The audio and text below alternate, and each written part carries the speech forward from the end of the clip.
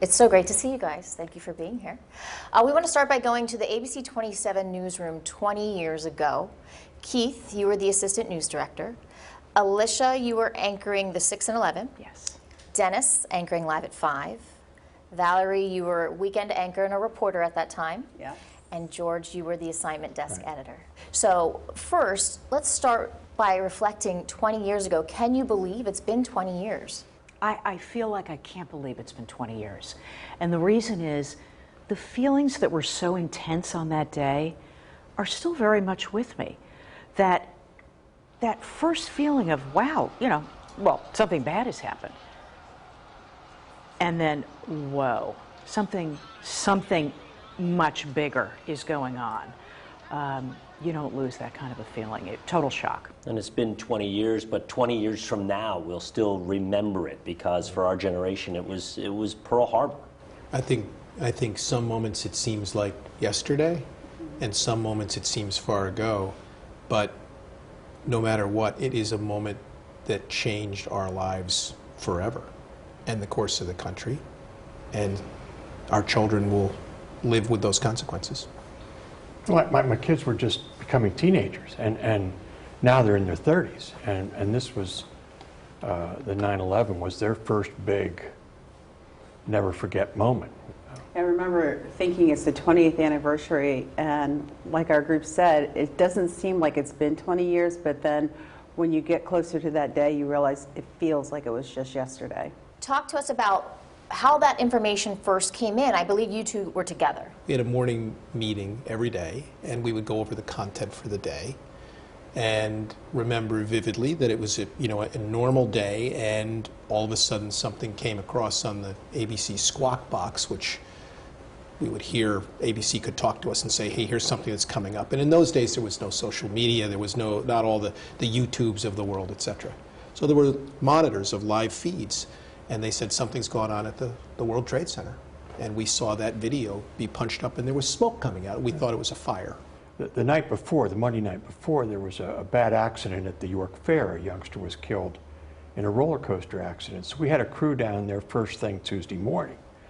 And they called in about the time this is all happening, and said, we've got to change your plans. And they said, well, what do you mean? They didn't know what was going on. I said, we've got a big story going on. And they said, well, what could be bigger than the story we've just been doing? And we went back and forth, and it got rather raw, rather difficult, because we were defending what we wanted to do. And we were watching when we saw the second plane hit the second tower. And I still remember to this day, the staff, everyone started to gather around in the newsroom. And you're watching these monitors, and we're listening to the special report audio. And we work in news, and sometimes you have to be tough. You always feel for people, but you see some things that not everybody wants to see. And I saw tears coming down the faces of some of the young people that were watching the monitors at the time. We really started to have the complete understanding that this was really big. But I remember there's a number of us, and you're having a fight over what story you're going to be doing. Yeah. But the significance to me was, no matter what we did, we weren't getting on the air that day. We were not on the air that day at all. It was in New York. And I don't think that's happened since, where they just took it, and it hadn't happened prior in my career. So that's how big that was. And you can imagine, I mean, I understand how that crew that day thought, what could be bigger than a child dying at the York Fair? There can't be anything bigger. Why would you take me off this story? I mean, it took us all a while to understand how big this was. And then that feeling, we're being attacked at home. I remember sitting in my house doing my hair. I was getting ready to go to work. And my husband was ironing, and I was watching TV, and I saw the first plane when they finally started to replay it go in, and I thought, that's unusual. And then they were saying it was a small plane, and I'm like, that did not look like a small plane. And then I saw the second one enter the building, and I knew immediately that we were under attack. That can't be a mistake. And I remember thinking to myself, first fear, because you're like, what's next? And we still have to come in and do our jobs, you know. And I remember leaving my house that day, you know, kissing my husband goodbye, and then thinking, am I going to see my house again? I know that sounds really far-fetched, but when something of that magnitude happens, you have no idea what the rest of your day is going to unfold. So true, that feeling of vulnerability that we had been so lucky to have never felt before. You know, it made me think of how many other countries, how many citizens in other countries, they've lived with war on their land. We never dealt with that. You always felt like when you were in America, those things didn't happen here. You didn't have, you know, this people walking around with semi-automatic weapons in an airport and so forth. And wow, did that change. And I mean, now when we look down the road, heck, Harrisburg International Airport wouldn't exist in the form that it's in. Harrisburg International Airport, first airport built after 9/11 with the specs that were required of the new safety specs where they screen it under the bags that go under. Yeah. First one built after 9/11 and with safety measures in place. But I think that day, as things started to unravel and we see the Pentagon and we see Shanksville ultimately, you know, we locally, George and I would be very much involved in that morning meeting, and we started, well, where do crews have to go? Yeah. TMI was an obvious place where we needed to see if we could connect there. This area is rooted in a military tradition with New Cumberland. You know, you've got Letterkenny, etc. Mechanicsburg. So you've got all of that here, and so you know you realize, well, we could be a target. Well, you know, what's next? And there was a little bit like TMI too, back in '79, where there came a heavy dose of viewer phone calls in that. This was sort of before emails, so a lot of phone calls, people shocked, what's going on? You know, they're feeling weird, they're feeling upset, and that was had a lot like TMI. Administrators weren't the only ones feeling that way, right? Because all the planes landed, and it was silent in the skies, and then 3 fighter jets appeared over 3 Mile Island, George, right? Yeah, that was... The government was worried too. Yeah. Governor Ridge at the time, they knew there was a plane on the loose in western Pennsylvania, didn't have much information. They evacuated the state capitol, knowing that it appears that big symbolic seats of government were under attack. Now, we now know that was probably likely headed for Washington, but they evacuated the Capitol out of an abundance of caution. Said we should leave just to play it safe. Do you think that's a good idea? I'm just going by what was said. There was a lot of nervous people, staff, and rightfully so, great concern as to what is happening, and that was the right thing to do. I picked up a phone call that night, just happened to, and a woman said, I was there. And I said, come on down. And we interviewed her right in the parking lot. And she was at the World Trade Center for a meeting. She was about to walk in, a plane hits. She stood there stunned. And it wasn't long before she said it was almost like raining. Of course, things were coming out the windows. Keith said it, where you have to harden yourself a little bit to the things that you hear and see, and you can't take everything in. But this was one of just 3 stories where I started to tremble a little bit during this interview. It was so graphic, and she was a mess, of course, and we just hugged at the end of the interview. And I remember that interview, and I remember a similar reaction as a gentleman called, showed up, said show up at the front door. We went out, and you know the guy was literally white and covered with this dust. You know, he had been right there at Ground Zero. You know, the emotion that he had gone through and sharing that with our audience, but it was so uncertain those times. That morning I was speaking at the Navy base in Mechanicsburg, and it was for a breakfast meeting, and I went on the base with no problem like you normally do, like the place was. It's just a suburban little base.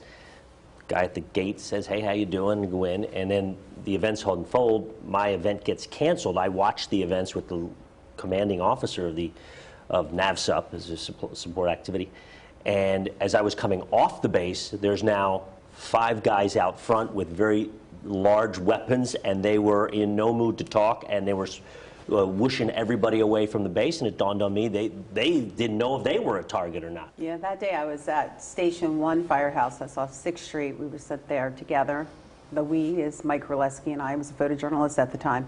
And I remember we were watching the firefighters who were watching what was going on and just really felt for them to know that there was nothing they could do. You know, their brothers and sisters in arms are in there, and they know they're dying because they see these buildings coming down, and they know what they do for a living. They know they rush in.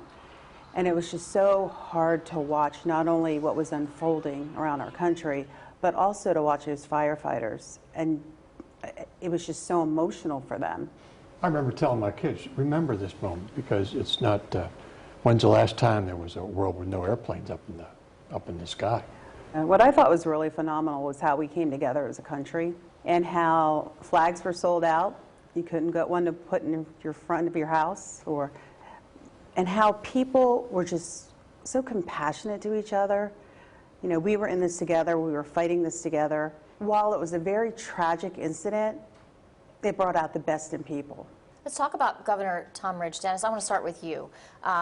So he was governor here, but then was called up to the national level. So talk about that. What was it like having our own governor, not only be helping in the response here, but then being called up? Well, of course, Tom Ridge was on the short list for George W. Bush to be vice president, and so the two knew each other and had a relationship, and I think were very fond of each other.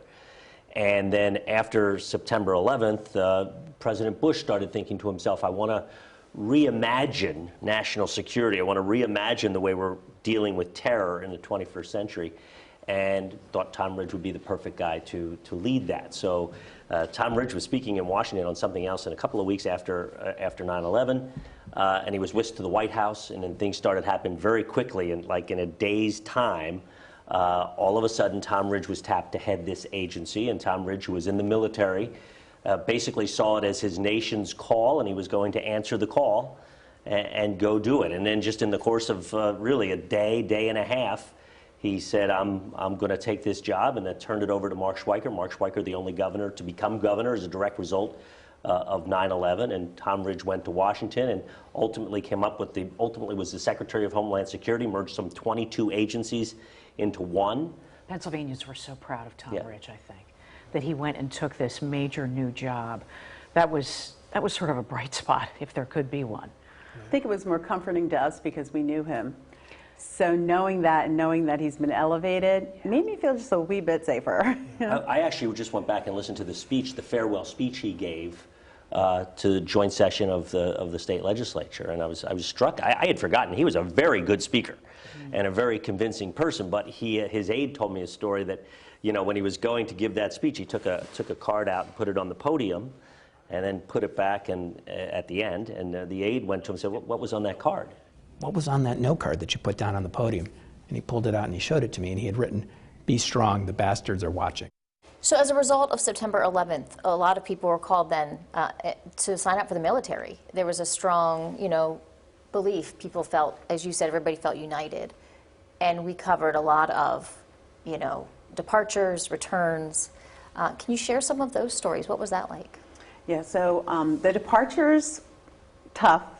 I'm a military brat, so I was raised by a military family, so I know what that kind of feels like. And to see the kids and to see, the moms or the dads left behind, you knew it was going to be a tough go for them. But the returns, they never get old, even to this day. The returns are spectacular to see the families reunited, and some coming home finding out they've had, new children. Wives were pregnant when they left, and they came home to find a new son or daughter. But you can't thank our military enough. I mean, they go, they volunteer, they go in harm's way to protect our freedoms. And not only them, but the intelligence community that serves us, your firefighters, your police officers, your first responders, we depend on them. And we owe them a great, great debt of gratitude. Those stories, there's never bad video. There's great interviews, there's emotion, there's the best of every news story in those stories, because you've got kids flag waving, proud parents, grandparents. I remember just the stories of where we'd go to an elementary school and they'd surprise a child in school, and it just would tug at your heart, and that their mom or their dad would be back, for example. It was just amazing. And two, I think, there's not a lot of bright spot out of 9/11, but the country coming together in many ways that we don't see today, the patriotism, just also the genuine appreciation. You know, I always knew that firefighters did great things, and rescue personnel did great things, and police did great things in tragic situations like this. But boy, you know, you really have this depth of appreciation for the service of going into harm's way and always representing the best of us. We did learn. I mean, firefighters, military, it is a different breed. You know, as you watch the video of the people pouring out of the towers, those who could get out, and the firefighters passing them going in. It's where would we be without these people? The other video I love that we get is when they surprise their moms. Oh, yeah. It just brings such a huge smile to my face, and the mothers inevitably just scream. You know, I just love those videos. And I do think, to touch on what Val's talking about, I mean, what I like about the send-off and the come home, you realize these people did volunteer. In World War II, the Greatest Generation, many of them, there was a draft at that point, so people were going. These are people who don't have to, putting their hand on the Bible and saying, yes, I'll go do it. And I think there was an increased fervor after 9/11, and it's just great to see it, and it's all walks of life and all races and colors, and it's just some of the best of America. Share your story that we aired not long ago about the young lady. Yeah, Sabrina Thomas was from Chambersburg, and she had 3 months left before she was getting out when 9/11 happened.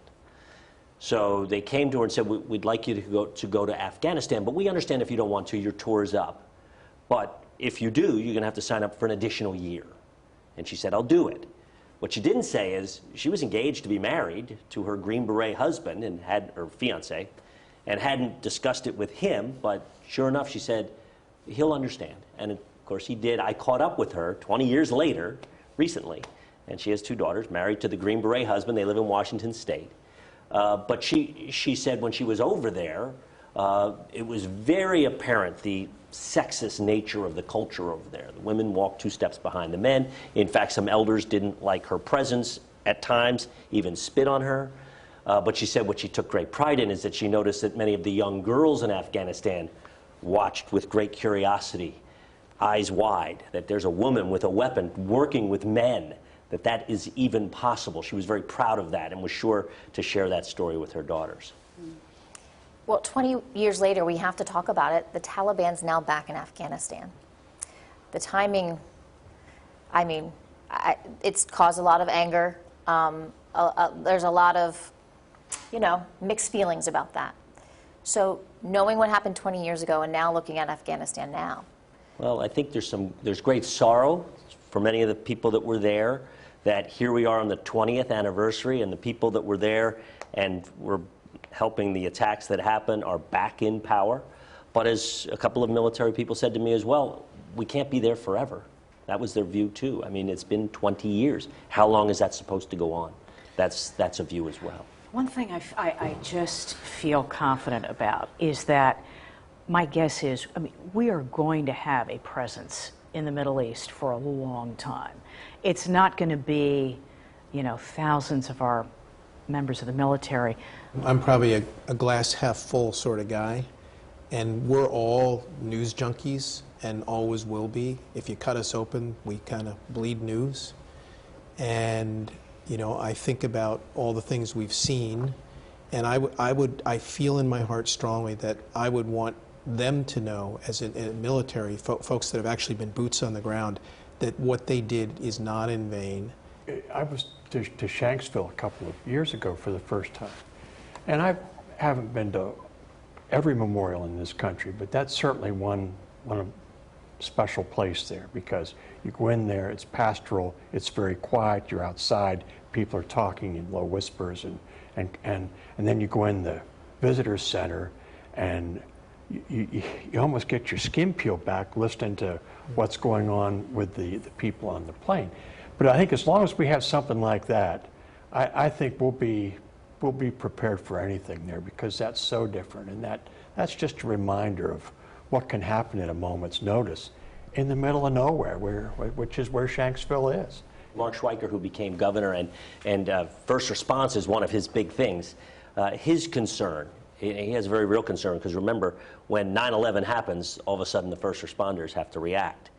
Now that we're out of Afghanistan, he said those first responders better be on top of their game. He's concerned that because we're not there the way we were, as George W. Bush said a few times, unfortunately, maybe they'd come back and try to hit again. I agree with you about that. Think of how many things, I mean, our military being there over these decades, I'm just convinced we prevent a lot of bad things from happening. Yeah. We talked about how things changed after 9/11. You talked about the airport and things like that. My son's 20, so he doesn't know. There's other people out there that, first of all, they didn't see those images. And secondly, they don't understand how it changed day-to-day lives. And I had a wedding in January after, and we were going to fly. And I said, I think I'm going to take my chances on the train. And that was we weren't going to Atlanta. But I remember being very apprehensive about being in the air. And actually, at that time, it was probably the safest place to be because they were so on top of security, but that still lingered for me. We never had the terms like, if you see something, say something. For example, we never crossed those kinds of bridges when we were pre-9/11, I don't think. And I think now it's kind of a common part of our everyday language and thought. And I think we're all prepared. If I'm on a flight, I'm defending my country. Mm-hmm. I think we're all the same. We'll, do what we have to do to keep others safe. It's so true. When something happens on a plane now, and there have been some times where the flight attendants or the pilot would have to say, we need some help. People get up. They are ready to defend their plane. It's so true. For me, the biggest thing that has changed is just sort of, and I talked about this before, it's just the mental shift. It's a gear shift of, it's easy for Americans to be sort of like, we have it so good that you could just feel, you can be oblivious. But I definitely don't feel that way anymore. You would never think before maybe going to a concert that we could be attacked. Even like concerts going there, security is tighter. So I don't think people know that didn't exist before when you went to those things. I think it's also somewhat softened 20 years later, but in those days after 9/11 and 4 months and perhaps even a couple of years, there was fear of the unknown, like when's the next attack coming? What's going to happen? I remember going up to New York City not long after to do a story, and we had some time, so we were going to tour the Empire State Building and seeing the military in front with heavy weapons and weaponry, and I was like, at first I had a little apprehension going up, and then I thought, well, they're here to keep you safe. So I think it took a while for Americans to actually go back to doing their normal things. Anywhere you go that's big, you go through a metal detector. Whether it's a concert or whatever else it is, it's just everything changed. Alicia and Dennis, remember how we didn't smile for a long time? Yes. During our newscast. That was really tough. And it's a point, our newscast changed dramatically. Dennis, you used to be on Live at 5 every day. Live at 5, that was such a fun show. It was. Where did the fun go? But I think the mood of the viewers changed. And we responded to that. It was a fun, lively show that was different. And we did that, and we did it for a number of years, and we were very successful at it. But then, overnight, the appetite changed, at least temporarily. I think it was tough just watching for like days on end the coverage. And I don't know how many of you did, but I would go home and cry. It was just so emotionally draining, not only to have to finally start reporting on it, and when we finally got back in the air, when network turned it back over to us, but I remember just going home and it was just relief just to let it out. Because it was 24/7. We do this for a living, we're reporting on it, but then when you go home, every single station had it on. Talking about the good, though, one thing I'll never forget is we would do in the days and weeks following various drives on television. And you do things all the time on television, you get somewhat of a response, but the response was overwhelming in the days after 9/11 when we would do various shows trying to raise money for causes related to 9/11. We had cars lining up to come through and give us, to make donations. And it was just an amazing time, because I think the average viewer, the average person, just wanted to do something to help. It was a beautiful time in that way. It was. We were all in it together. Mid-Staters are so generous. Let's talk about, there were a lot of hard images, things that stick with you forever. Looking back, what is the image or the moment that sticks with you the most? I think two things: the magnitude of those buildings coming down, people running covered in dust, and at the same time emergency personnel running right towards them to help them and to try to get more people before the next building went down. And I just, that sticks in my mind. For me, you know, sometimes still photos are even more powerful than video. And the image that sticks in my mind is the image of a man. His floor was on fire. He chose to jump out the window. And his body was turning, and yeah, that is the image I'll never forget. It may have been on the cover of Time magazine, I'm not sure. That was horrendous. I'm a proud Irish person and love bagpipes, but Amazing Grace, bagpipes, still gets me choked up after all of those firefighter funerals, mostly in New York City. I still get emotional thinking about that. Another picture that seared in my mind was all the first responders. I looked back at all the old pictures we had, and to see my friends that I knew that were there at the time. One, John Gilkey with his canine bear. They were sleeping and huddled up, and they were still covered like in dust. And just seeing the faces, just the sad faces of the firefighters and the first responders, knowing that they tried their best and their friends and their loved ones were still in that building. Can't watch. I just refuse to watch that anymore. I just can't. I can watch old newsreels of Pearl Harbor. Doesn't bother me. JFK, Lee Harvey Oswald, doesn't bother me. But I refuse to watch that, because that just, it just is too much. If there's one thing, like a takeaway, how it's changed life the most for us here in the Mid-State, or you personally, what would it be? For me, I think really a foundational respect for emergency personnel in our military that I think before I appreciated, but I appreciate to an even greater level what they do to protect our freedoms. And then the other thing is that each day is a gift. And you'd never know what that day is going to bring, and to cherish the relationships and the people that you love around you. I don't know why this is what I want my answer to be, but I just feel like I want us to remember that we all need each other.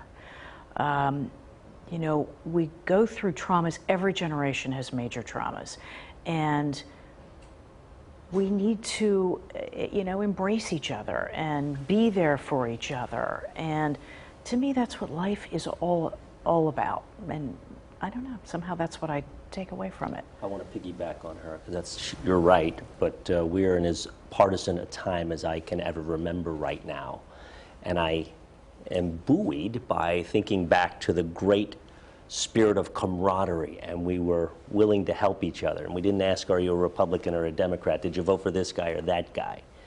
None of that mattered. And I wish we could get back to that feeling. It's there, it exists, because people that live through it know it exists. But we've gotten far more than 20 years away from good feelings, unfortunately. Yeah, I think it's never forgetting, as the slogan is. We should never forget. You know, history does repeat itself, and we have to make sure that still, while it's still painful to remember that time, we have to learn from that time. And I agree with Dennis and Alicia, just people coming together. You know, we were so strong then. We were a family, a really tight-knit United States family. And it would be nice to see that brought back again.